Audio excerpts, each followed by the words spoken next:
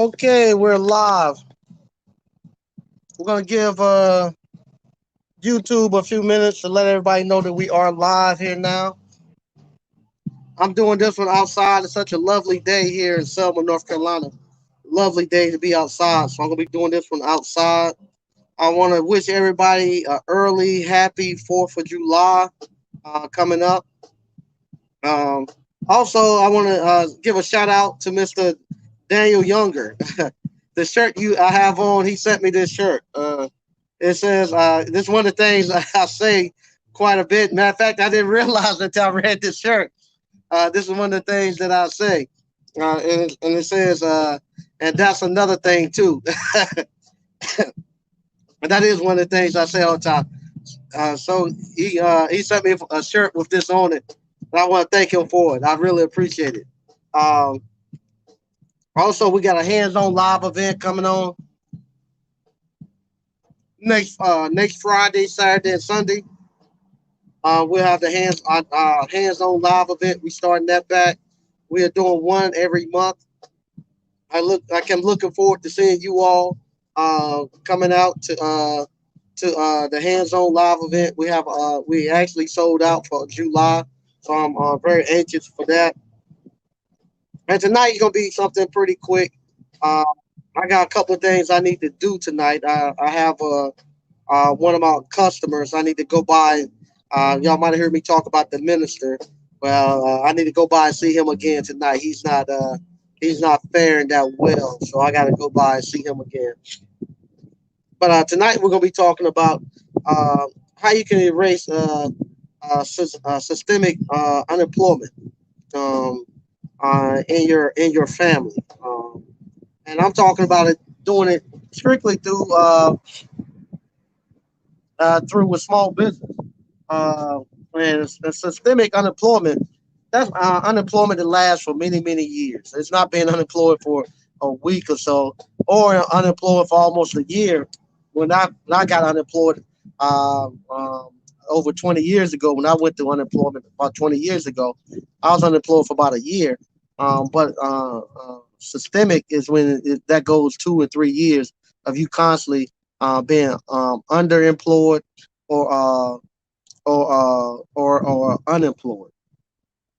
And the last couple of weeks, I want to say I've been looking at the pictures that you all and from the ABC alumni, and not just the alumni across all the appliance repair fields of of the men taking their kids with them onto the job sites and letting their kids working with alongside of them. Some of the kids are young as 10 years old. They got them in the uniforms and they out there helping their fathers. And I remember when my kids were that age, that's what they done. My kids rode with me in the actual service truck. Uh, uh, uh, Many a years when they was young. And hey, how you doing? Uh, Somebody what? Appointment for what? Tonight? Early just now?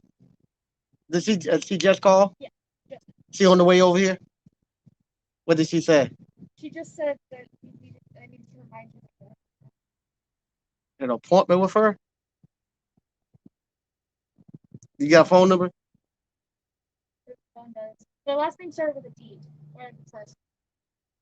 Shondelin? Uh, I don't know. I guess she coming. Did she say she coming here? I see if you can get her phone number. Hey, call her back and just tell her if she's coming here. I'm here. Yeah. Okay. Uh, yeah. So I guess I got some people who I'm still trying to hire. So I got somebody's coming here tonight. I guess to get hired. So we'll see. So that's one of the things with running the business. You never what you call you always got something to do, and that's one of the things I want to get into too. When you start running a business, you never have it. There's never a time where I don't have some work to do. or something that I can't be doing. There's always something that can be going on. Also, you all, not only your sons, I'm seeing you all having your daughters. Hey, how y'all doing? Good to see you. Thank y'all for coming. Yes, sir. All right. I also see you all have your daughters doing the paperwork and answering the phone for you all during the summer. And this right here is how you start to get rid of that systemic unemployment that you would have in your family tree and stuff. Because what happened with when you were actually running a business, you always gonna have something for the kids and stuff to be doing, for people in your family to be doing all the time. And I talk to you all every day, and it's kind of funny when you all call. I ask how things are going, and you all say, "Oh, everything's going okay," and I'll be like, uh, "What's wrong? You don't have much work? It's okay. It's not as busy as I thought." I'll be like, "Oh, how many calls are you doing per day?" I do 3 to 5 calls per day. I'll be like, I mean, "That's a full day." Yeah, but I'm this is the next thing they say. That you all say, "I'm not doing that much COD work." Um, Adrian Green, you got a phone number? Yeah, call her back and ask her, get her phone number, call her, and tell her I'm up here if she wants to come see me. Okay? All right, thanks. Um, so I forgot where I was at. Oh, they're telling me only doing 3 to 5 calls per day. That's a full day. I was like, that's a full day. What more you want? Where I'm only doing uh, uh, 1 to 2 COD calls during that time frame. uh, that's great. If you got a full day, 3 to 5 calls, you're you got 3 to 5 calls you're doing. One to two of them throughout the day COD work. You haven't paid not one dime, and they say, "Well, I haven't done any COD. I'm not. I don't have my web page and all that." If you're doing that and your business is thriving along, and you're not doing really any marketing, that is wonderful. What's going to happen over the years just by word of mouth and alone is going to get to the point where you're going to have enough customers. You're not going to be able to do any more work. You be in a situation I was in this week. This week I called myself going to go out and buy some and pay some more money to get some more COD calls. And and right now we're doing about five to six stops per day per tech. And I said, well, I want to market a little harder in this one area. And I pay it. It costs $300 a month to get the to go on into. And I just wanted to see if it worked too. For Angie List, Angie List, that you pay $300 a month, and you give them the zip codes you want, and they turn you on into their network. So I done that, and in 2 days they done sent me about six COD calls, but we're booked too far out because I got all the other COD calls that with my regular customers. So I didn't have the capacity to bring it on. So I got to call them and tell them to put my account on hold for right now. Um, because I don't have the capacity to do anymore unless I bring on another sub. So so that's what I'll be trying to tell you all. Even if you did have more work, you can get to it anyway. You don't have the capacity to do it, and that's what this just starting one little simple business can do. One little simple business can be the seed that makes unemployment in your whole family irrelevant. Um, like I say, here I have the appliance repair business. I got appliance boot camp. I got the ice cream parlor business. I got my real estate business. I'm doing. So all of this stuff, and I got my license holders. I got all this stuff that I'm doing. It's always something for somebody to be doing all the time. So my thing is with my family, their thing is they don't want me to start another business. They say we got too much to do. Don't do another business any more business because none of my kids have to worry about finding jobs or work. I got plenty of work for them. My nieces and nephews, they don't have to worry about jobs and stuff. I always got jobs on for them if they want to do the work. That most of the time, that's the problem. People think that when we start these businesses, that we're doing just like something like a little small side hustle. That only be something you do maybe one time today. Then next week I see you again, you might make 50, $60.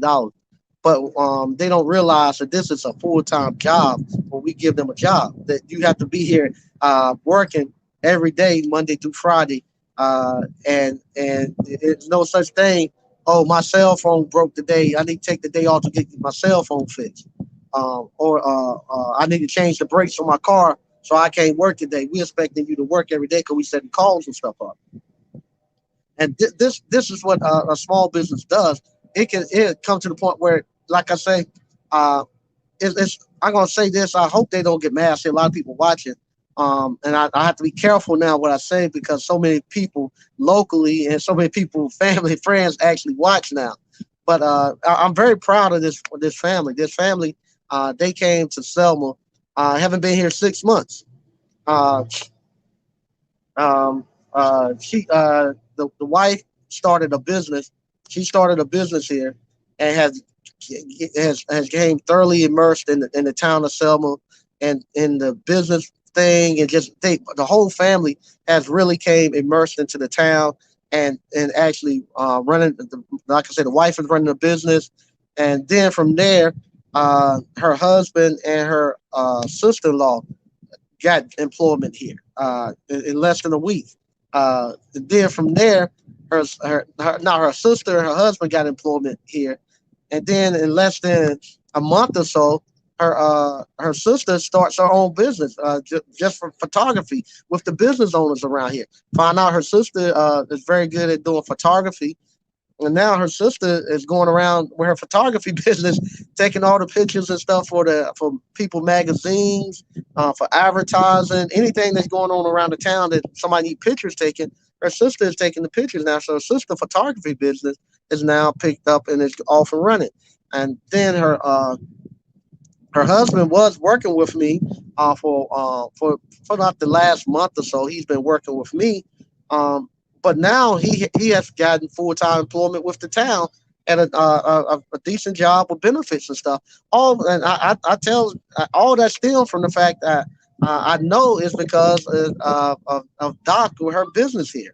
And being thoroughly immersed in the town, and all that's what a small business does. It pulled all them who came here who was looking for employment and pulls all them out of unemployment and put them into a stream where a lot of entrepreneurs are at, where they can make money to the point now where they're busy doing stuff all the time, making money. Um, Same thing, like I say with me, I like tomorrow. I got events I gotta do with the ice cream parlor for the Fourth of July. I got hands-on event next week. I gotta get set up for. I have parts I need to go drop off first thing in the morning for Sneed Appliance. I got plans. I need to get over to the inspection department so I can get a stop work order off of my building. I got that I got to do tomorrow. I got I have the new popcorn labeling and packaging stuff. I have that I have to get that done. I have all the stuff I got to do every day. That you always busy when you once you start this business. Once you start your appliance repair business, you're gonna always be busy. Even the holiday coming up, I don't get a holiday, Fourth of July. I'm trying to catch up because I'm hoping things slow down so I can catch up. I'll be working throughout the whole weekend because I'm trying to play catch up, and this is the way all of us are right now. This is the time where we make a lot of our money. Everybody's just busy running. That's one of the reasons too why I'm not going to be able to go to the Ashley Light is because right now is right in the middle of our busiest time for ice cream, for the refrigeration season. Everything is just too busy, and I'm not able to actually step away right now. Most of the time, Ashley Light, the Ashleys is right in the beginning of February, right in the slow down period. But this is right in the middle of our busiest time, so I'm not able to actually just step away and go out to San Antonio. I hate it. I keep saying I'm going to try to sneak out, but I'm just not going to be able to do it. Um, and this is the thing too that bothers me. because I know I got all this stuff going on. I know how you all are. You all call me early in the morning, and you all are busy, and y'all working late at night, and it bothers me when like I said, I have to be careful 'cause I have people watching, local people, family, and friends. It bothers me sometimes when I have grown men call me at 7 o'clock in the morning and ask me, do I have something that they can do? Do you have some work I can do today? I'll be like, man, it's just so much stuff going on here. You can't find nothing you can do. You gotta wait, and most of the time it involves if for me to get them something to do, it's going to involve uh, for me to get them something to do. It's going to involve me taking time out my schedule to get them something to do. I usually have to go pick them up or go take something someplace. I gotta go explain something. It's gonna hinder me to get them something to do, instead of them going out finding something to do. Uh, and that bothers me. That like I say, where we at the point where a lot of the men in the community don't have anything to do, and they call and they constantly looking for you to provide them something to do, and to me, I just don't understand. Cause like I say, I wake up and it's just I got a million things I gotta do. I don't have time in the day to do them all, and then I gotta think of something else for somebody else to do, so they can make $20 or $30. Um, and it's so much you can do to make $20 or $30. You can do just about anything, make $20 or $30. I could go on, if it was that bad, I would go on to just Facebook and just ask somebody, hey man, just send me $2 on Cash App or something to make $20 $30. All you need to make it, you can easily do that. Um, uh, but I just don't understand. I'm gonna read a little bit what we got going on. Evidently, I got somebody who's coming to interview. So I'm gonna get out of here in a little bit if they show up. Hey, how you doing, Emmett? Emmett said hello. How you doing? All right. G man, why are you are powerful? I'm about to buy the online course. Thanks, I appreciate that. I really appreciate it. And this right here, like I say, is me talking of what the conversations that I have, and some of it stems today. Today was a very hard thing I had to go see, and that's kind of why I'm kind of rambling because I don't want to talk about some of the stuff I saw because I have so many local people and people watching, and but that's where my mind keep going, and I keep trying to push it out. But and that's kind of goes to the topic because this is what I was telling the gentleman I got to go see. Uh, oh, that's who it was. Ah, that's who calling. It ain't that. That's who's calling. They want me to bring. He waiting for me to bring them something. Okay, I figured out. It's not a. That's me thinking again. It's not somebody interviewing. That's somebody calling. Um, I went and saw a gentleman tonight on my way in. I got a call. I stopped in and saw him. And he whatchamacall. We used to have this discussion. I used to say, as far as the African American men, one of our issues were the fact that the previous generation didn't build anything for us. They didn't leave us anything.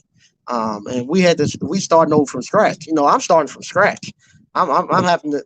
I'm having to start from from ground zero and try to build this thing back up. That we have here, our community, and just trying to build industry, build businesses and stuff. And I don't have any. I don't have many mentors that look like me. I'll say that. So when I come out here onto this sidewalk in the afternoons, it's so much building and so much development going on. And I can look on one corner, I see all the Hispanics. They're here and they're thinking. They're not here just offering their labor. They're here, they're pointing, they're thinking, they're figuring out how to do different things, and they're in the commerce of business. I look on another corner, I see the white men. They're thinking. They're in the commerce of building and stuff like that. I see the white women. They're in commerce of building and they're thinking. I see a black young lady. She's in the commerce. Well, she's out here on this corner in business. But I'm the only African American man out here. I don't have anybody I can conversate with about the building of this right here. Um, um, when I'm out here, when I come out and I'm talking to us as African Americans, I'm have to do a lot of instruction. I'm doing a lot of teaching, and there's a lot of people pulling on you, pulling knowledge on you all the time. You constantly giving knowledge out. Um, you not, it's not, no, it's not. I can't come out here. Um, I'm gonna just say Jeff and Ron. I come out here and I talk to Jeff and Ron. Um, when they out here standing out here talking, uh, they're they're in the business. They're together. Where meaning, uh, they're talking together. Jeff is not educating Ron. Ron is not educating Jeff. They're in cahoots and they're talking about what's happening and they're strategizing the best approaches to do stuff. Versus if when I come out and I'm talking to us as the African American men, it's mostly me giving instructions or me teaching. Even the business owners, it's mostly instruction and teaching. It's not somebody I'm here strategizing with. And a lot of times, like I say, that really put us as a disadvantage because we don't have those people in front of us that the mentors that have built us up. Where I have two or three counterparts here with me. Just think if I just had one more counterpart that was on this street with me, doing the exact same thing that I was doing. I'm able to acquire four small buildings right here. Just think if I had just one more counterpart that was like me, that would be eight buildings. We could have had down here eight businesses, and the people I'm able to employ just by having a small business here. Just think if I had another counterpart that had a small business here. I will say, Mr. Glenn down the street, Glenn Seafood, him and I talk quite a bit, and that right there, we're together. We strategize, and he's the only one. He's the only other business owner, African American business owner here that actually have employees. Everybody else that's African American business, they don't have any employees. So when they close their, no, I take that back. There's another one. I have to apologize. The guy who owned the sewing machine, he have employees. So no, I take that back. So I have to apologize. I'm wrong. There's a couple of us that have employees out here. But I talk to me and Mr. Glenn talk quite a bit. But when I go talk to the younger people my age, is it's not much strategizing we're doing. It's more so of a educational thing. Now I have partners that I do strategize with, but we're far apart. I'm here and they in another town doing something. It's not us coming in and collaborating and doing something together. Um, you know, that I would that it should be two or three of us down here doing this, not just me. And it should be going on in every city, not just in Selma, but in every city. It should be two or three African American men out there, just like the Hispanics out here, building and strategizing. The white men are building and strategizing. We should be doing the same thing. That's me rambling. Sorry. Now I get back to how all that ties in to the guy in a second. Urine, what's up, Mike? Hey, how you doing? Um, hey, G man, it's worth it. I guess you're talking about the course. Even if you don't choose to start your own business, you'll be able to maintain your own appliance. Yeah, that's the truth. SQ Services LLC ABC fam. Okay, now how did all that why I rambled about ties into my conversation I had with the guy? Well, this guy for the last year or so, we used to have a debate about capitalism. He didn't think capitalism. He thought I was too much into capitalism, thinking about building stuff all the time. He thought you're supposed to be more concerned about, like I say, I have no problem with people religious belief, but he thought you're supposed to be more concerned about getting into heaven. And yes, you need to have that concern. You need to treat people right, but that's what he thought your main focus should be at. Because he said this right here is only temporary. You know, where you going next is gonna be eternal. So why are you gonna waste your time here when you need to be putting something there? So I didn't believe in that what he was saying. I didn't agree with that. Well, I get a call today. I go over there. He's unfortunately he's at a point now where he doesn't have. Hey, how you doing? Thank y'all for coming. Really appreciate it. Really appreciate it. Yeah.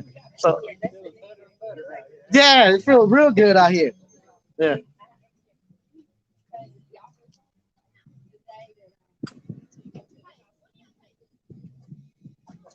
So what happened? I go out there tonight. Hey, how y'all doing? Thank y'all again for coming. All right, all right. So I go out there tonight, and he's there.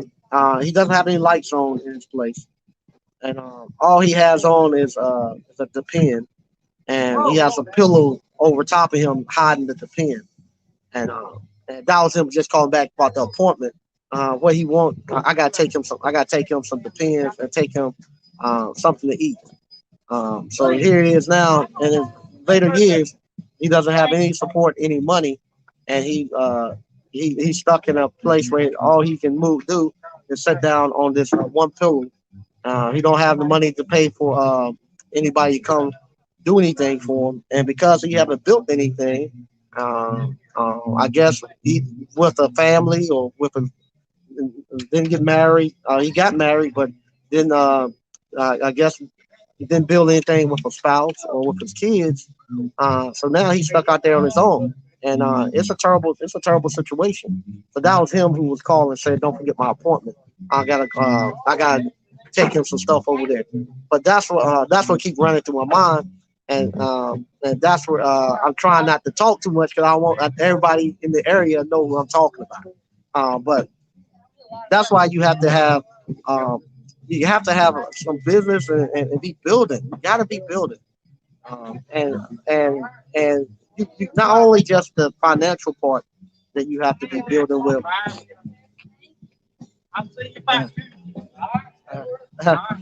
All right, not only the financial part do you have to constantly be building with, but you have to be building your life.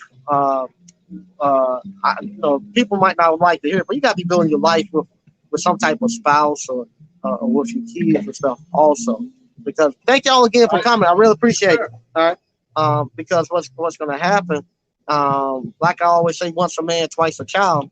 He's back in the childhood stage, but he's in Pampers and stuff again. He needs somebody to bring him food. He needs somebody to take care of him. He don't have no. He ain't built anything. And if you go all your life and don't have a don't don't build anything with a spouse and don't build anything with no family, no kids, you're gonna be in trouble in these later years. It's gonna catch up with you, and it's caught up with him.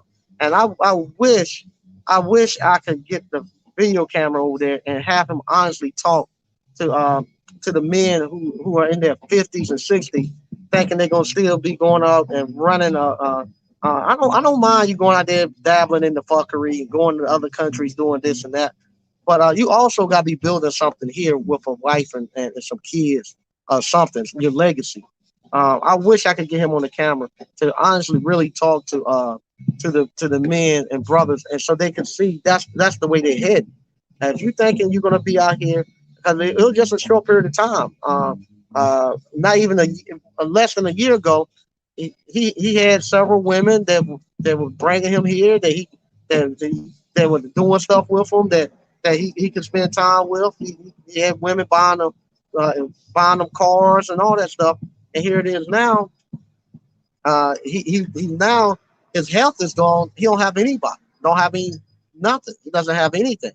And I don't want you all to end up like that, following the leadership that some people are trying to give you, thinking that at 55, 60 years old, that you're gonna go out here and start a family with some 20-year-old lady.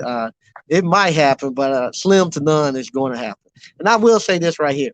Um, the um, the early part of my marriage with my wife, and when I first got into entrepreneurship, I'll be honest. I this was it was rough. It was rough. And I say the same thing everybody else is saying. These sisters are hard to deal with. They don't support you. They're they don't believe in your dream. I'm saying all of that stuff too. And two things have changed my mind. One thing, when I had my two Indian business partners, and when I saw what they were dealing with their wives, I told them, y'all would love to have a sister to get rid of those arranged marriages and wives that you have. Y'all would think a sister was the best thing in the world. Um, and here, the last year or two with my wife, um, it has really taken another turn. Things had got better, but it has really gotten better now to the point where we're actually now going to the point to finish some stuff that we had started. We be looking for a vacation home in the next year. With this year, we starting to look for a vacation home. We're talking. I'll be retiring in 2 more years. She wants to retire in 4 years. So we're putting that stuff to plan, and it's now coming. And a lot of that had to come from the fact that here it is. I'm telling this African American woman that, hey, I'm gonna be retired at 50. We're gonna travel the world. We're gonna do this and we're gonna do that. And she's trying to believe this, but she never seen it before. And nobody in her family had never seen it before. So yeah, she's gonna have some doubt, and she's gonna try to go out here. She thinking working is the thing that you have to do in case something doesn't happen. But now that like I say now that the fact that she sees, oh, college tuition is paid for, we got enough we got enough residual income coming in where we can retire and live good. She see now that it happen.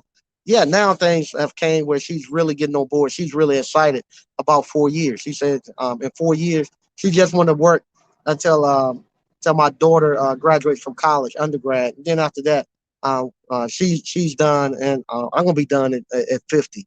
I always said at 50 I was totally done. So that's gonna be my age to get out. But that's the stuff that we have to start mimicking for the younger generation because the generations before us didn't do it. We didn't know anything about it. My father didn't know anything about being able to retire your wife, being able to retire at 50. Their thing was you work, work, work all the time. So with us coming up behind us and we starting to do this, we got to go back and correct some of that information that we had given people, and now that we stuck it through, because I've been married going over 21 years now, and anybody's been married over 5 years, they'll tell you they wanted to throw it in. But if those people who stuck with it and stayed in, I can say in the later years you'll be glad that you did stick it out. We have to tell the younger kids that too. Stick it out. It'd be well worth it to stick it out when you get to the later years, especially when you get to a point where you start to think about grandkids and stuff like that. So now I'm starting to think about grandkids, and that's why I said I wanted a beach house where I could take my little resto modded Jeep out there and drive out there with the wild horses and have my grandkids and stuff in the back. So that's where I'm looking forward to going, and like I'm going to be there. So Bronson Appliance Repair Services. The teacher Mike, how much love, King ABC fan. Hey, all right, thanks. I appreciate that. G man, all right, he's saying thanks. Hey, what's up, Greg B? Uh, what up, Mike and ABC fam? Hey, how you doing? My apps. What's up, Mental Mike and ABC fan? Hey, my apps. Yeah, you called me the other day. I was in the middle. I was getting my trailer. I got an event that I gotta do this weekend. I was getting the trailer situated, and I was trying to talk back and forth with you and the guy who's fixing my trailer. But I want to tell you, congratulations. He got his first contract, and he's going out there, and you're gonna be good. I appreciate it. Oh, Dan Young. Thanks, Dan, for the shirt. What's up, man? Nice shirt, Uncle Mike. That's Daniel from yeah, Dan Young is the guy who sent me the shirt. I appreciate it. Bob Knight. On an average, what you can make a day steady? On average, you can do five. I can do $500-600 a day. On average, easy. That's just an average day. That's not a knockout day. If I'm just doing an average day, $500 to $600. If I'm just collecting service calls, and that's Monday through Friday. Hey, how you doing? All right. How you doing, Hebrew Prince? Hey, how you doing? All right, you too. Glad. Thank y'all for coming. All right. Okay, how you doing? Aloha Appliance Repair. All right. Say hey, family. DCNF. Hey, how you doing? What's good, Mike? Shimano Five Line. Salute to Grandmaster Mike, ABC fam. Hey, how you doing? Yeah, that's another thing too. I love to sit out here and just see the customers come in and out. This is a great thing. When you build something and you see people coming in and out. You see sometimes the same people come every day, and every other day. Man, it's great. And like I say, I'm totally redoing the popcorn. We redoing some stuff with the ice cream. That's why I got to hold back off on the course. I'm whatchamacall. I tell you all to follow the blueprint. I've whatchamacall. I got away from my blueprint on my popcorn and my ice cream, and I went off the rails. It got to the point I couldn't keep up. So if you look in there now, we we totally out of popcorn and all of that because I had to redo everything. And the business plan I bought, it told me exactly what bags of popcorn to buy, what labels to get, how to seal it. It told me everything. But me, think I'm smarter than what I am. I'm gonna go out there and get these other bags. Where what happened when you get the other bags, the twist tie on them, they're a little too long and you putting too much popcorn in there. So you got pop twice as much popcorn. You can bring it down to a smaller size. And I use the syllable bags. So the syllable bags, the popcorns will last 40 days. So with that, I get on my syllable. So that way, if somebody eat the popcorn, it's resealable. The popcorn lasts longer, and they ain't got to eat all of them. They ain't got to worry about trying to tie the bag up. It's easier to ship. Also, for me to do the fundraisers, like now I have a way to I can do fundraisers with the school when the school starts back up. I'm easier to do that. It's a lot easier for me to do the wholesale. So everything I needed to do was right there in the business plan that the guy gave me. But I ventured off the rails, done my own thing, and ran off the tracks. So now I'm pulling it back in. And sometimes when you got to do that, when you start to pull it back in, you have to kind of stop where you at and don't go any further to get everything back lined up. So that's what we're doing right now with the popcorn. That's why I'm not really pushing the popcorn right now online. Next week we'll be back pushing the popcorn, and I'll show you all the changes that we made with the popcorn and with the ice cream parlor. I had to get everything back up because what happened, the way I was doing it, it was just taking it was making it so that we couldn't keep up, and it just wasn't a good way. This way, we'll be able to our popcorn can last longer. It can last 40 days the way we're going. All right. DCNL straight facts. All right. All right. D Johnson. Game changing content as always.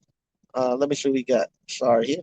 Uh, should I register my LLC as a disregarded entity? That's a question on the Alabama registration. Love the channel. Um, if we said disregarded entity, I think you might be talking about if you want to register it as a. Usually the question is, do you want to be as a S corp or either a sole proprietor? That's usually I think the question that pops up. Um, disregarded entity, I will have to actually look that up and see exactly what that means. But like always, you can do what we call CYA. Consult your accountant, and they'll tell you which way to go if there's something in Alabama. But most of the time, they ask you, do you want to do like do you want to be do you want to be a sole proprietor or an S corp? S corp, you're gonna have to pay yourself a salary with that. If you do it like a sole proprietor, it's just gonna be a line item on your tax form. What's up, ABC fam? If somebody know what he's talking about with the disregarded entity, let me know. I'm in North Carolina, so I don't have that question on North Carolina. Do my LLC.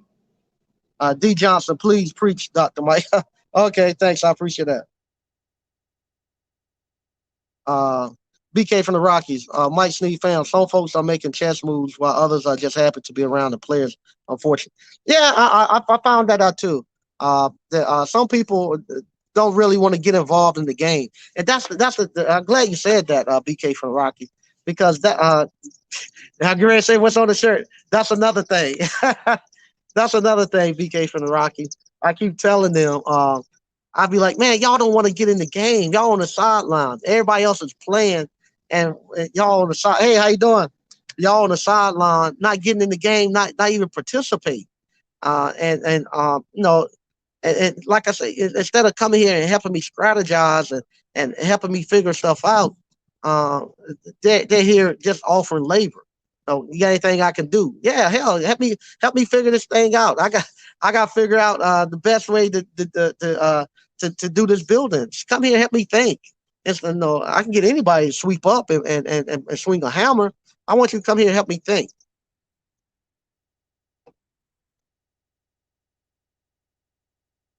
Okay. Lemon 778. Before doing appliance repair full time, how much of a savings do you recommend to have before quitting your job? If you follow the blueprint, I want you to have 3 to 6 months living expenses saved up. And if you do the blueprint, I tell you, the appliance repair will actually build that up for you. You're gonna do 1 or 2 stops per day, and you follow the 5 banking account, and it'll automatically build that money up for you. So just follow the blueprint. I don't know if you may do that working a job. A job don't kick off enough cash for you. When I was working a job, it never kicked off enough cash for me to save. Not enough to make it from week to week hardly. So I ain't had no 3 to 6 months saved up. Terry the electrician. Hey, what's going on? Okay, my house. Good speaking with you, Mike. I know you building an empire. Thanks for answering my question. I appreciate it. And like I say, I love talking to you too. And congratulations. BK from the Rockies. At Mike Sneed, is that office hours number as normal? Uh, if so, I've been calling the wrong number for a while. Yeah, that's the number you need to call right there. You need to call that number there, 919-373-5526. Call Wednesdays from 1 to 4. I can talk to you. Um, Otherwise, if you call if you if you call late at night, I'm not going to answer. Like that's another thing too. These people are resourceful. Like the young lady just came in saying somebody calling you on the phone here. People, I don't know how they track me down, but I could be anywhere and somebody call, somebody walk into me and say, "Hey, somebody call and want to talk to you, Sneed." And how the hell they found me here? I was what's called. I was at a restaurant. I don't know how they knew I was at the restaurant or whatever, but I was at the restaurant and the guy come to the table and said, somebody want to talk to you on the phone. And my wife was like, who calling you on the phone? I thought maybe it might be something with the kids. And and sure enough, it was somebody from YouTube. Hey, I saw on YouTube you said you were gonna you had posted you were going here for your anniversary. I just want to tell you happy anniversary. How the hell y'all can find this stuff like that? But yeah, then I got to come back and explain to my wife. Yeah, somebody on YouTube. Yeah, right, somebody from YouTube. Uh, BK from the Rockies. Yeah. Shout out to Terry the electrician. Yeah, Terry doing his thing. All right. Yeah, they networking. Okay, Lucas Smith. I've been having a debate between becoming a plumber or electrician. Can you give me some advice? Maybe pros and cons that you have seen. If you got enough hours where you can and you got enough hours and you got the capacity where you can go take the contractor's test.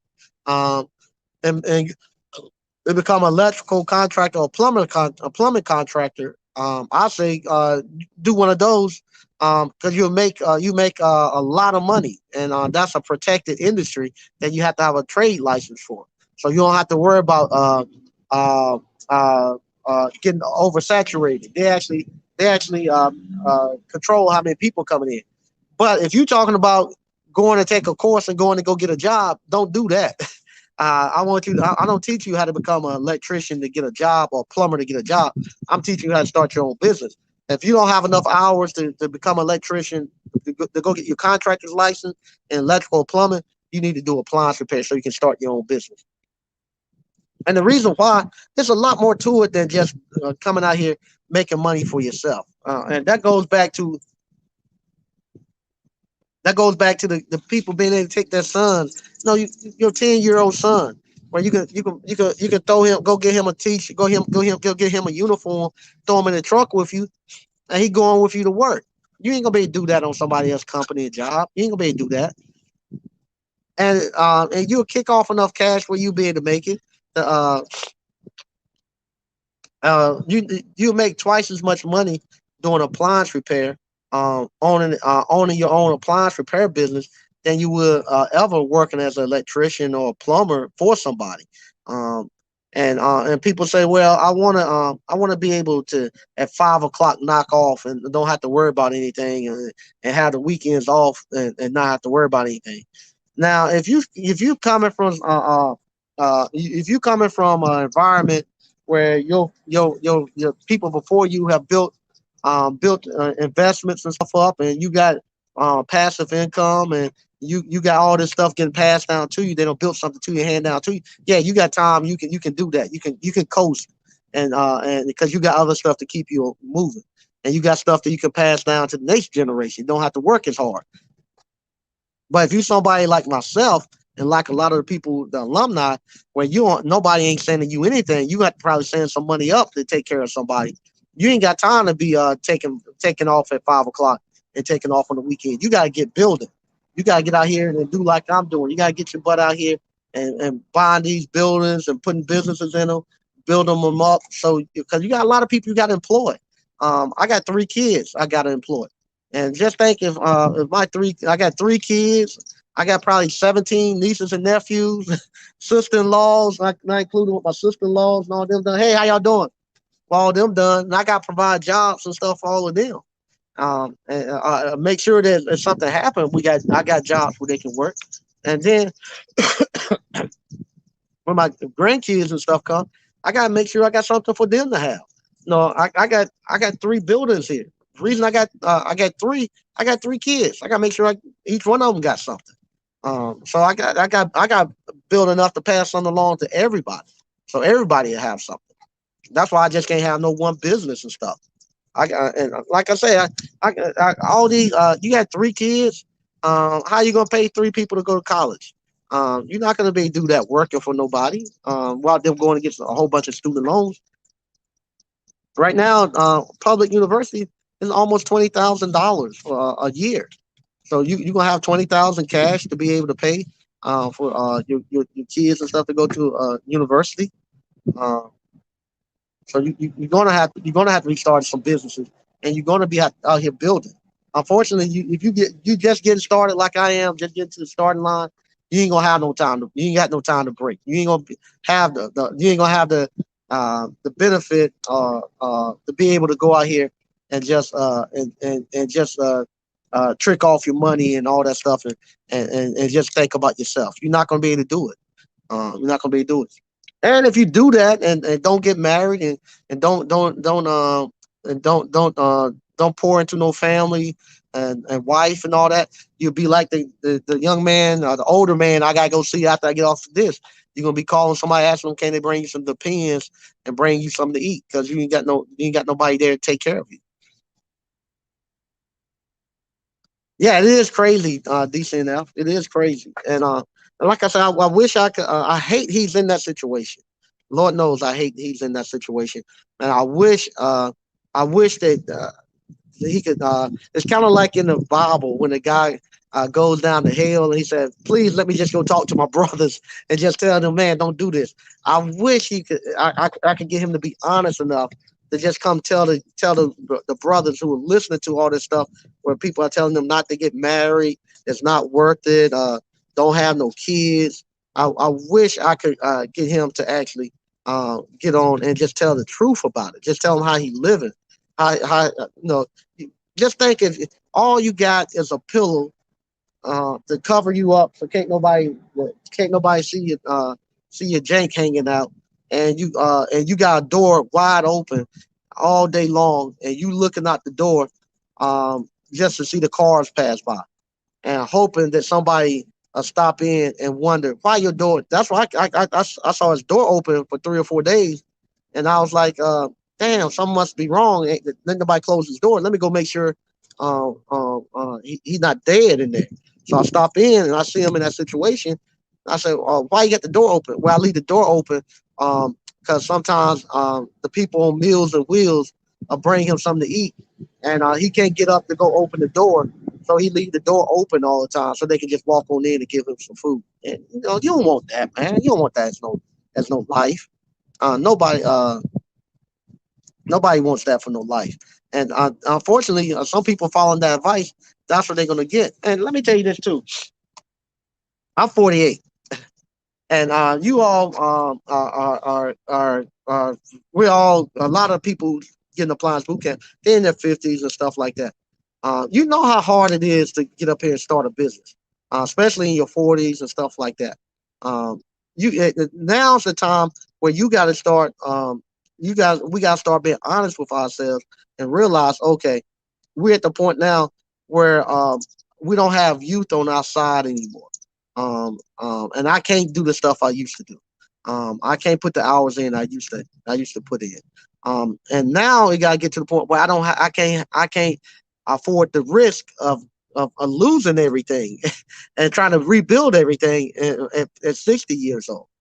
So you got to get to a point where you got to say, okay, this is the lifestyle that I'm going to live in retirement, and you got to get to the point where you start to maintain. You grow for a while. You grow in your early years, and then you get to a point where you maintain in your later years.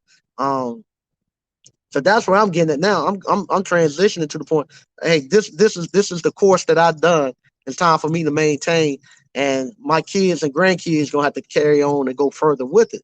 Um, so you don't want to be out here at no 60 years old, trying to trying to go into doing a bunch of new businesses and stuff like that, because it's going to take you 10 to 15 years to master that business. And if you're 60, you're going to be almost 70, 80 years old before you master it. And if you don't master it, you're going to end up like this guy. And you end up losing everything. So that's another thing. Make sure that when you start getting close to 50s and you're 60, you got to start turning that thing on. You got to start uh, cutting back on the gas some and turning on the cruise control, because you're not going to be able to do it. Your body not going to be able to do it. Your health's not going to be able to do it. You got to get to the point where you got to step off and start getting yourself to maintain. That's why they say that at 50, let me grab this paper.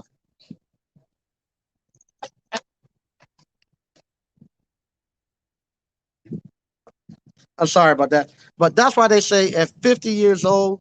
That's why you switch from life insurance to instead of you buying life insurance, you start buying long term care insurance, because at 50 you should have enough investments and you should have enough stuff put away. Where y'all sounded good, man. You sound real good. At 50, you should at that point be at the point where your kids are grown, they're out, they're going off to college. You have your house paid for. You should have investments put away so that you can sustain yourself. So now, what you want to do, you want to now instead of you buying life insurance, because now you took care of that part. You got investments so that you die, your wife will be okay. You don't have to worry about the kids. So now you want to maintain what you have. So you don't want to get sick and then all the money you got have to go to maintaining keeping you alive. You want to and doing what he's going through now, where if he had bought some long term care insurance, he would then have somebody coming in there taking care of him and whatnot. But because he doesn't have that, now he got to be on the grace of somebody else. Like he calling, hey, I'm hungry, come get my food, but I got to do my show. So you don't want that. You want to have some good counsel where somebody tell you at 55, somebody should have told him, hey man, stop playing around, go get that long term care. You're gonna get sick. When you get sick, you're gonna need the whatchamacallit. You're gonna need somebody coming here taking care of you, and that long term care pay for that. Because they don't have no long term care, he got to be at the mercy of other people. All right. I'll read a little bit of this. Cloud 60. Mike, where the Sneed family from? I'm from Granville County, North Carolina. Uh, Paul Brown. What's up, Mike and family? Hey, how you doing? Paul Brown, my uncle said establish it while you're young. Yeah, you want to, because you can make all your mistakes. You make all your mistakes in your 20s. And when I was in my 20s, I made all my mistakes. I cleaned them up in my 30s. I cleaned everything up. In my 40s, that's when most men don't become millionaires until their 40s and 50s. Napoleon Hill figured that out a long time ago. He said, let me tell them to count down. Hold on. Hey, y'all go ahead and count down. All right, thanks. Okay, sorry about that. Let them know they go ahead and count the registers and stuff down. But anyway, Napoleon Hill figured that out a long time ago, and he said most men don't become millionaires until they get into their 40s and their 50s, and the reason why, because of in the early years, all you're concerning about is running women, screwing women, and that's where your focus is at. It's not about your legacy and stuff. At about 40 or 50, your testosterone starts to dwindle off, and you no longer care about the women so much. So now you care more about money and building wealth and legacy and stuff, and that's where your focus goes at. So now that's the truth. At 40 and 50, you now I care more about buying these buildings than I do getting over to Brazil or to the DR. I care more about this. This right here turns me on more now, and this where your focus get, and that's exactly what happens. You actually you become a millionaire in your 40s and your 50s. That's what most men become millionaires, 40s and 50s, when they're not chasing women as much, and they can focus more on their legacy and building wealth. And that's another thing that scared me too. And I see so many of the men 50s, 40s, and 50s and 60s still focusing on running the women instead of building. Uh, Terry the electrician, very wise words, Mike. Like you, I hope they don't fall on deaf ears. Yeah, I hope it don't. Thank you so much. I appreciate it. All right.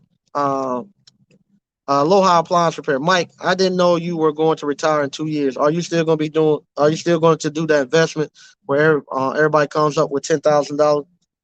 Uh, I don't know. I don't know. I I don't have the. I'll be honest with you. Uh, I don't have the capacity right now, and I don't have the energy to really do anything more than what I'm doing. We have some very, very, very smart and intelligent and young entrepreneurs in Appliance Bootcamp, and they're taking the appliance repair field further than I could ever dream, and they're going to be taking the investment field a lot further than we ever dreamed. So those guys, they're going to be doing more. They actually, a lot of them have actually taken over more leadership than I have, as far as appliance repair and stuff. So I'm finding out now that I don't have to be the person who puts all this stuff together. There's a lot of people who have surpassed me in the appliance repair field who came through appliance boot camp, and a lot of people are going to surpass me in the investment field too in the appliance boot camp. So with that, it's going to probably be somebody out of the group who's going to come together and put something together. And a lot of them have been putting have thrown around ideas to corner different markets in the appliance repair field. So I think eventually one of them will hit. With me, like I say, I'll be 50 in 2 years, and I'm at the point now where I'm tired. I want to what you call I want to go travel some. Jay Haywood. Most women get mad when you. Here go Jay. Okay.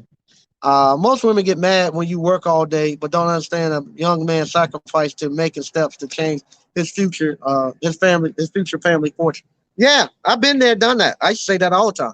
I used to tell my wife all the time, you don't want nobody to make money. You want somebody who got money.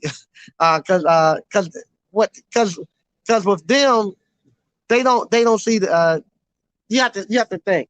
I go with my wife. What we went through, and I hate I went through it at that time, but it's good that I went through it because now I can actually come back and tell you all about it. I've been there. Uh, no, here it is. You making a lot of money, and you living a lifestyle that your family and friends don't even can't even imagine the lifestyle that you all live. So now you're gonna start to feel a little. You might start to feel a little embarrassed about your lifestyle and about what you all can do when you compare it to other people that you're hanging around. So now, your wife, she might get to the point where my wife did it, where she step away and stop work for a couple of years, and when that happens, the families and the friends jumps in, and they start saying, "No, you crazy. Why you not working? You young. You know, went to school. You got a master's degree, and you not working. What happened if he leave you? What happened if this? And what happened if all that stuff? You crazy. You stay there and he leave you. You be just like we'll just say anybody. You be just like Paulette, sit at home and didn't work, and this girl, the guy left her, and this, and you gonna do this and that. All that stuff start to play in her head, and she don't know anybody who else is doing what she doing. And then on top of that, she don't have any friends. It might be different someplace in Charlotte or Atlanta where they have a strong black middle class, where she would have some sisters or something that she could hang out with during the day. But my wife didn't have no sister she could hang out with during the day. So she felt like life was passing her by, and all she was doing was living in my and just living within my shadow. Cause she didn't have nobody she could talk to. 'Cause all her friends and stuff was working during the day. It ain't like no we're you all are great. Because even with me when I first started my business, it was hard. I'm the only person that's free during the day. None of my friends and stuff couldn't talk. They was at work. I couldn't talk to them throughout the day. You all, y'all got 30, 40 people you all can call at any time and talk about business. I ain't have nobody I can talk business with. Y'all can talk business. Y'all can just shoot the shit. Sometimes some of you all call, where you at? You near your shop? Yeah. Let's go do lunch. All right. Y'all, we can do that. Oh, where you at? I'm over here. You in Durham? Oh yeah, I'm in Durham. Let's meet up someplace. So, what you doing? I'm doing it. Oh, I'm gonna ride over there. We got the flexibility to do that, and we don't realize how lucky we are. We can do that, and we got people we can call at any time and talk business. When we get a lick or like my apps call. He was happy he got his contract. Just want to talk with somebody about the contract. We got people we can talk to and they that understands that. And when we got business ideas, we can talk to somebody about the business ideas. They don't think we crazy. They get it. They get all of that. So 20 years ago, it wasn't none of that. You was out there by your own. If you call somebody talking about some business idea, if I call somebody, excuse me, they told him I'm gonna be selling popcorn. They told me I'm stupid. You ain't making no money selling no popcorn. You're throwing your money away. But I can call anybody in ABC. We can talk about the popcorn, and we talk about the business side of it, and they understand it. So we have that. My wife didn't have that support with entrepreneurs, wives, especially sisters, that she could talk to during the day. She had somebody that she could talk to during the day and hang out with. She could do it. Now my wife now is 45, so at 48, she have a lot of her friends now that are getting ready to approach retirement. They've been teaching for 20 years, 30 years. So now they're getting ready to approach retirement. She got people she can hang out with, and she can talk about retiring in 4 years. And it's the end thing, and she has stuff she can do. But if you don't have anybody, no network like that to talk with, yeah, it'll quickly pull you back in. So that's what happened to the sisters. They got pulled in back that way. If we had a strong entrepreneur class that she could plug into, she would then see things different. They would see things different. Just the fact that we don't know anybody do those things. Um, BK from the Rockies. That's a sad sight to see an old dude still chasing tail, but not owning anything. Shake my head. Yeah, yeah, that's what he had. Yeah, please hit the like button if you don't mind. Hit the like button if you're not. D Johnson Church. Is your I want to know how's your HVAC contractor test coming along? Uh, it got put on the back burner. One of the companies that I license holder for, they want me to get Oklahoma electrical license. So I'm studying for my electrical contractor's license in Oklahoma. So once I get that, then I'll go and I'll take the test for the HVAC. So it got pushed on the back burner.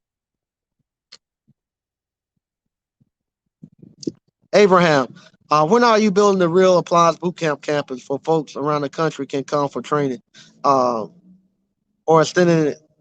When are you building the real appliance bootcamp campus for folks around the country can come for training, um, or extending it outside of North Carolina? I have it, the real appliance bootcamp campus right here. This is where you can come to for training. This is the headquarters where you can come here for training. I have this already. I'm not building another one. Education is getting to the point now where you're not going to in 10 or 15 years you're not going to have any hands-on or no face-to-face education. I think anymore.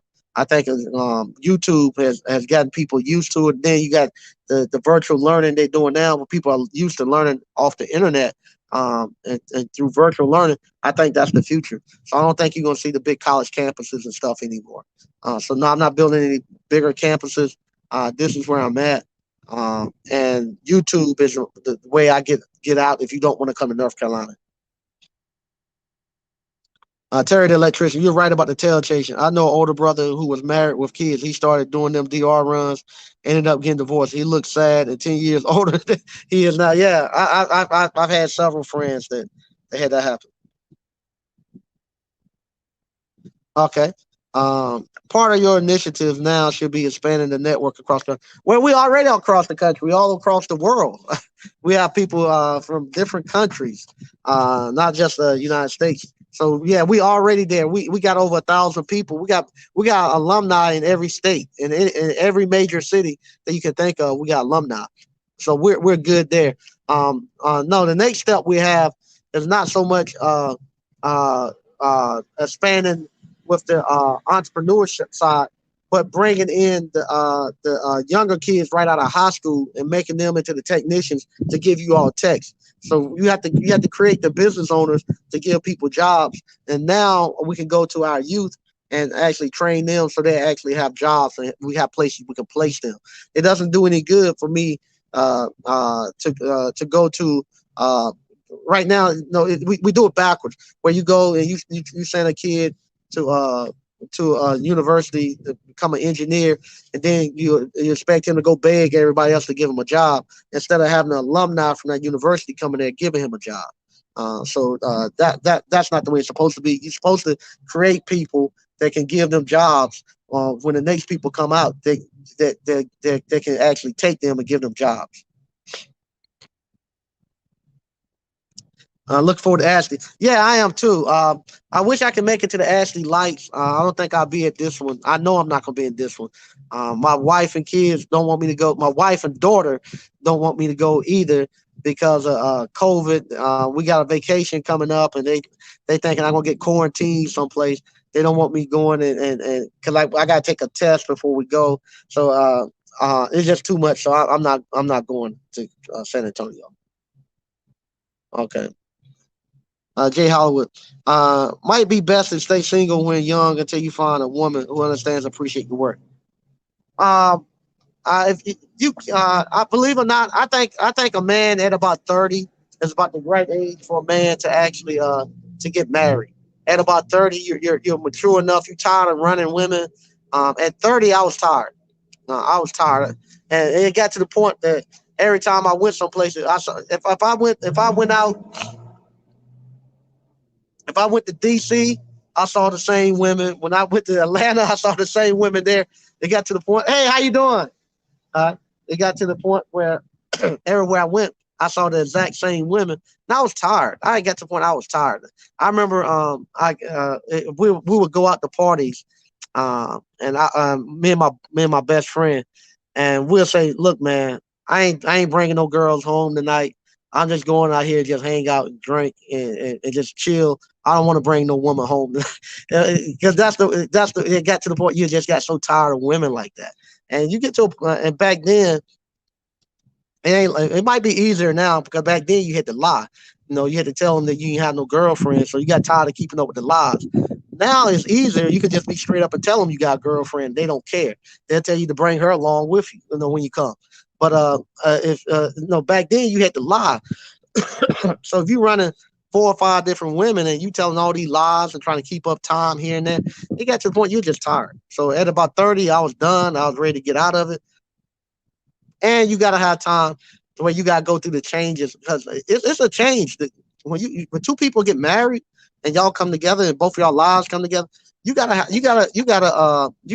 be able to give and take and compromise. If at 40 at the age I'm in at now at 48, I ain't compromising. I'm gonna it's gonna be my way or no way. If I meet somebody in my age now, I ain't compromising not one bit. So I'm not somebody that be good for marriage. Um, but at that age, I was able to compromise. And same thing. You get to a point where your wife now knows you. She knows what you do, and you know what she does, and everybody can be cordial and respectful amongst each other. And it's a bigger picture you looking at. It's not all that emotion and stuff caught into it. And then you get to a point where you'll get to a point where you don't want to bring no embarrassment on to your family and stuff like that. Especially when you start building and doing stuff, you don't want to be out here. Mike Sneed doing all this and that with the youth. Now Mike Sneed caught up here with Shanae behind the store. You don't want to get caught up in that mess like that. So you be more cautious of that as you get older, and you stay away from it. So yeah, I say about 30 is about where you need to be at to get married. And by that time, you should have ran. I call it purge. You should have purged yourself by then.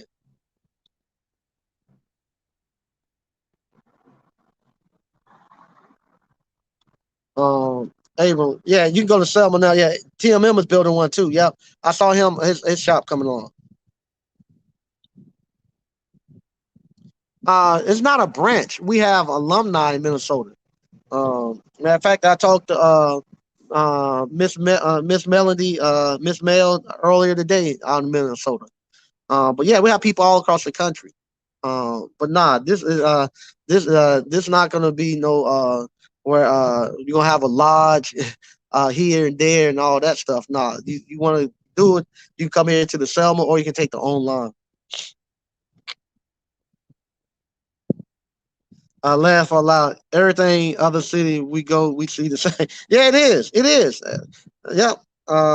It would be the same people was going everywhere. You saw the same girls, everything. The same people. You might see one or two, and you got tired of it. Because what happened? This is the truth. What happened? The the girls that need to get married, they got when the girls that needed to get married when we graduated from college, they got married at about 24, 25. The so-called good girls, they got married at about 24, 25, no later than 26. They were married with their families. Hey, how you doing? Uh, Us guys who stayed and ran those girls up into their 30s, all of them still not married and never been married. The ones that stayed with us in that group of running up until our 30s, they didn't never get married. They still out there partying and going to all the stuff and all that. They never got married. And when we turned 30 and we was ready to get married, we went and got we went and got the 24 and 25-year olds who were just graduating out of college, the good girls. So the 30-year-old guys, I was 27, getting ready to turn 28, and I got ready to get married. And my wife was 23. She was just graduating from college. So I went back and grabbed her. I didn't want the ones that we had been running through the whole time. I didn't want those. So that's what happens. And that's what I tell. Matter of fact, I was telling my daughters and that you don't want to get on the other side of 25. If so, you're gonna the like the girls that we was running in our third, the girls that ran past 25 up until we got 30. We talked to them a lot, going to homecomings and stuff like that. And they tell me and my friends, they say, yeah, we have to wait for y'all wives to die off, then pick y'all up. We missed the boat, so we got to wait for y'all wives to die off, and then we'll come pick y'all up. But yeah, that's what's gonna happen. You wait on the other side 25, you're gonna be in trouble. You're gonna be in trouble.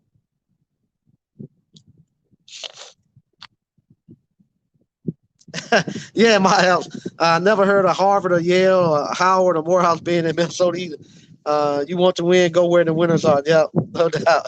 That's funny.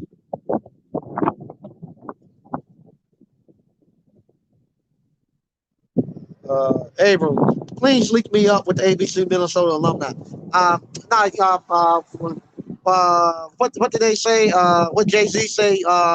Put your own self in. Go over to Facebook and join Appliance Boot Camp uh, group, and you just ask for the people from Minnesota to hook up. You got to learn to hook your own self up. That's another thing too. There go Bronson's in Minnesota. Uh, yeah, that's another thing too. Uh, you guys, y'all get it easy. Y'all don't know how to do. Y'all want somebody to give y'all everything. All you gotta do is just say, "Hey, I'm in Minnesota. Anybody want to hook up?" Just it's super easy. Just do it like that. So there goes somebody already in Minnesota to the hook up. Funk $40 for it. Okay. Hey, what's up, Keith Wicks? Oh, Sean C. Funky 40. Yeah, yeah. That's my song. I like that Funky 40.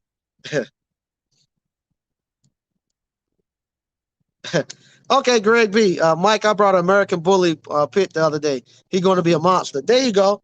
I used to like everybody back in the days used to deal with dogs. I used to. Now we had a Welsh Terrier, and I'm not getting another dog anymore. But yeah, they're good dogs. Jay Haywood. Yep, it's another group of college girls graduating every year. Yeah, that's normally what happened. All right, Abraham hooking up with somebody. There you go. See that? There you go. Terry the electrician got married at 23, coming up on my 31st anniversary in a couple of months. There you go. Good job. There you go. You can see the guys that got married and stuck through, and you can see they the ones that usually excel. No, I be like I say, marriage is fun. It's fun, especially when you get to this side of it. It's fun. I know I complain and make jokes about it all the time, but I don't think I couldn't do anything else other than be married. I really enjoy it. I'm really enjoying it. Once again, it's 9:15. I want to thank everybody for coming in out. Um, hey, how you doing? All right. I want to thank everybody for coming in, joining in. Have a safe 4th of July. Um, Slick said I'm telling too many secrets. Nah, we got to tell these young guys the truth about this thing, uh, and you got to tell the truth about it, so they won't be out here and be like my man. I got to go here now and drop him something off. Matter of fact, that's he probably calling back, so I need to get to him pretty quick. Once again, I want to thank everybody for watching. Y'all have a safe 4th of July, and if you hadn't already, sign up for the appliance boot camp. Let me show you how to start your own appliance repair business. And you can take the money from your appliance repair business and you can build other businesses, buy real estate, create generational wealth, create jobs, get rid of this systemic unemployment that's plagued so many of the African Americans in the community and stuff. You can get rid of all of that. In less than a year, you have enough work and you have a stable enough company where you could any young man in your family you could give them a job and not just in your and not in your not just like I'm here in Selma, North Carolina. If I had a cousin that was in Atlanta, that was in Houston, I could easily turn them on and get work and have them out there in Houston doing the same thing. So you could any place you could actually take this business and go, and you can get to the point where you could actually have technicians anywhere in the country, and you could actually operate and be good. Once again, I want to thank everybody for watching, and I'll talk to you later.